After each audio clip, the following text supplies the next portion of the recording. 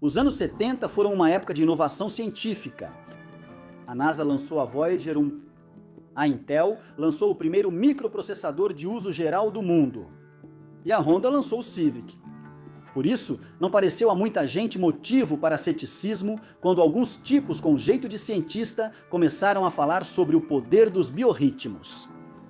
E se você está se perguntando o que são, bem, hoje vamos dar uma olhada no estranho algoritmo da vida que dominou os anos 70. Antes de começar, inscreva-se no canal Weird History. Depois disso, deixe um comentário e nos diga sobre quais outras curiosidades científicas você gostaria de ouvir. Muito bem, sessão rítmica. Vamos ver se essa teoria está adiantando ou atrasando. O que significa biorritmos? Primeiro, vamos esclarecer o que não queremos dizer. Continue com a gente. Biorritmos não são, como as palavras de origem podem sugerir, ritmos biológicos. O exemplo mais conhecido que você talvez já tenha ouvido falar são os ritmos circadianos. Esse tipo de ritmo são processos biológicos reais, coisas que acontecem dentro do nosso corpo e que se repetem continuamente. Então, por exemplo, os humanos têm um ritmo biológico circadiano diurno, o que significa que somos ativos durante o dia e dormimos à noite, repetidamente. Entendeu? Ótimo! Porque, novamente, isso não é o que são os biorritmos. Biorritmo vem das palavras de origem grega bios, que significa vida, e ritmos, que significa um movimento que ocorre regularmente. Isso mesmo. Isso é grego para mim, não é só uma piada sem graça. A teoria do biorritmo diz que as vidas humanas são influenciadas por ciclos repetitivos em diferentes áreas e que esses ciclos podem ser claramente traçados em um gráfico e acompanhados. Existe um ciclo físico de 23 dias, um ciclo emocional de 28 dias e um ciclo intelectual de 33 dias. Se você é um entregador de bicicleta que acorda de um coma e descobre que um vírus da raiva destruiu a sociedade e transformou pessoas em zumbis, esse é o ciclo de 28 dias depois. Ok, tecnicamente não são zumbis, mas você entendeu. A teoria do biorritmo propõe que hormônios, psicologia e fisiologia oscilam como uma onda senoidal. Esses ciclos começam no nascimento e mantêm ritmos constantes desde então. Se você colocar esses ritmos em um gráfico, pode calcular exatamente quando sua habilidade e capacidades estarão no auge ou no ponto mais baixo, literalmente.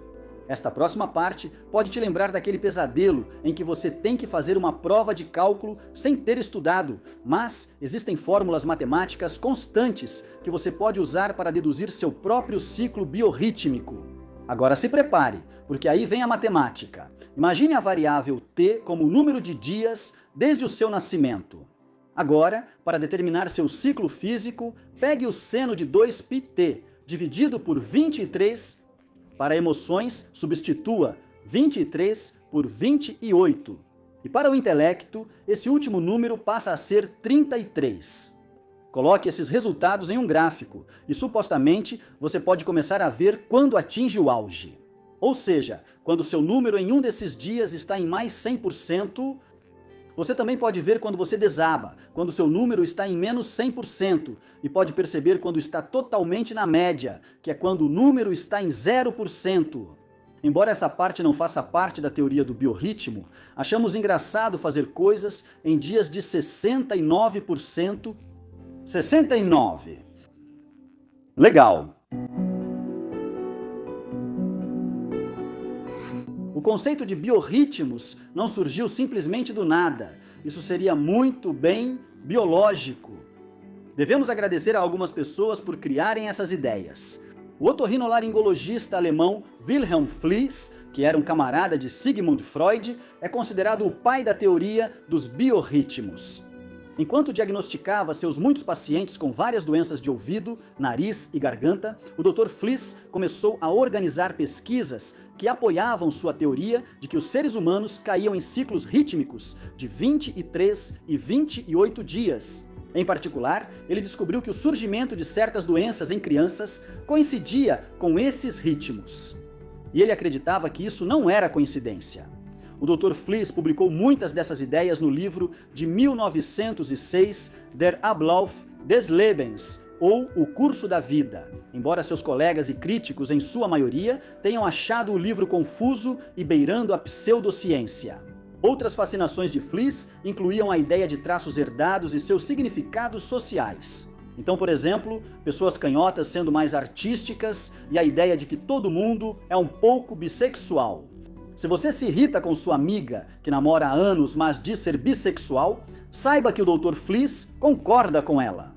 Outros nomes no movimento do biorritmo incluem o professor de psicologia da Universidade de Viena, Hermann Swoboda, cuja pesquisa independente também apontou para um período de cerca de 30 dias. Ele publicou seu trabalho após Fliess, o que intrigou Alfred Telscher, professor de engenharia da Universidade de Innsbruck. Telscher começou a observar seus alunos e sentiu que o desempenho acadêmico deles coincidia com um período de 33 dias, inventando assim o período mental do biorritmo. Totalmente insano, não é? Desculpe, sem mais sotaques, prometemos. Se você pesquisar na internet, verá fontes dizendo que o primeiro livro acadêmico sobre biorritmos foi Ritmo, Vida e Criação, de 1923, do geneticista estoniano Nikolai Parna. Mas ao que parece, Parna não escrevia sobre os biorritmos de Fliess, mas sim sobre ritmos biológicos, que chamou de cronobiologia. Se você está começando a ficar confuso, não podemos te culpar, porque todos esses termos vagamente parecidos, mas um pouco diferentes, realmente confundem. E, como era de se esperar, essa confusão beneficiou quem depende dela para desviar a atenção da falta de evidências em certas afirmações controversas. E agora, vamos te levar pelas notícias, cultura, esportes, entretenimento e tudo o que foi estranho em 1970. Porque este é o Timeline. Ah, espera, vídeo errado do Weird History.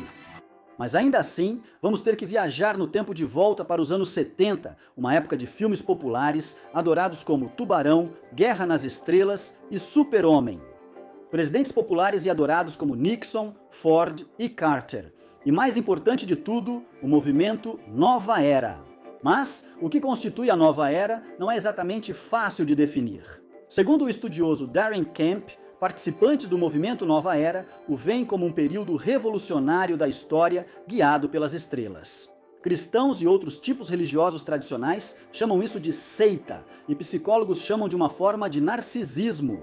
Mas há uma coisa em que provavelmente todos concordariam, que é: ao falar sobre a Nova Era, você precisa ouvir Yanni e precisa ouvir Enya. Para nossos propósitos, podemos definir rapidamente a Nova Era como um conjunto de crenças espirituais e humanistas derivadas de diversas fontes. Como o médico Franz Mesmer, de quem herdamos o mesmerismo, e o movimento da contracultura dos anos 60, de onde veio o álbum Sgt. Pepper's Lonely Hearts Club Band, que não é tão bom quanto Yanni.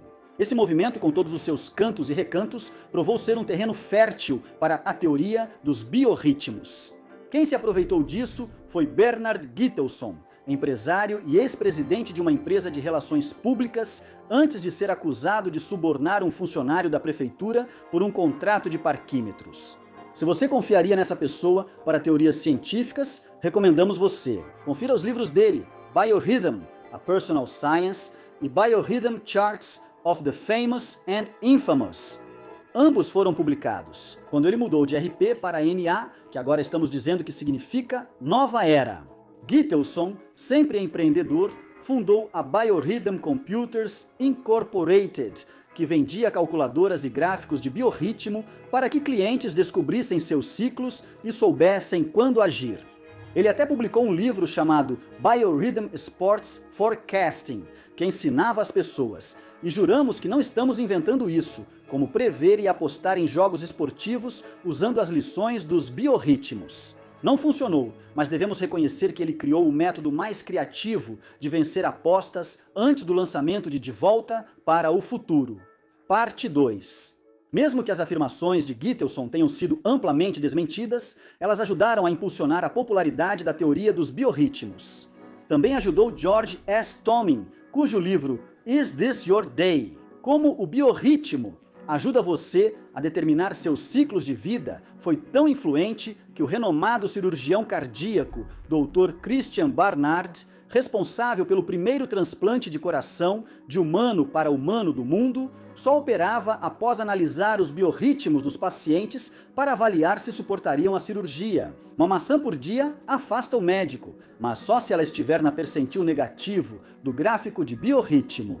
No auge de sua carreira, Tomen aparecia regularmente em programas de rádio e talk shows de televisão para discutir suas teorias, garantindo que pessoas de todos os Estados Unidos pudessem ouvi-las e serem influenciadas. Quais eram as credenciais médicas de Thomas para justificar tanta influência? Bem, ele foi um esquiador campeão, depois trabalhou em bancos, importação, no ramo do cinema e até mesmo na pesca com mosca.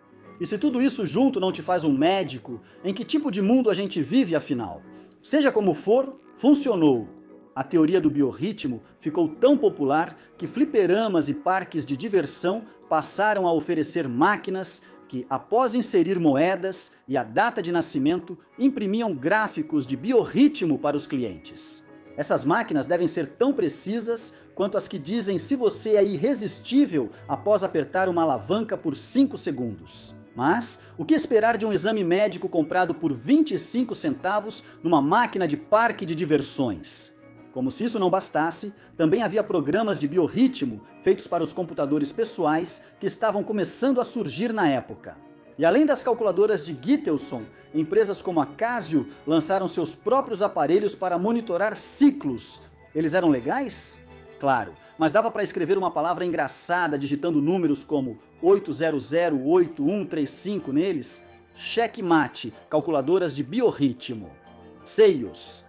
Quanto aos dias de hoje, ainda existem muitas calculadoras de biorritmo online e aplicativos disponíveis no seu celular agora mesmo, provando que ainda há muita gente interessada na teoria e no que ela pode fazer por elas.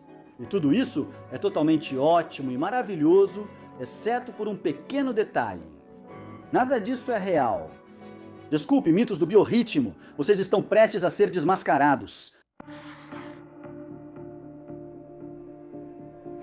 Se você é do tipo de pessoa que sempre pula direto para o resumo TLDR, então, direto ao ponto. Não existe uma única evidência científica que apoie a teoria dos biorritmos.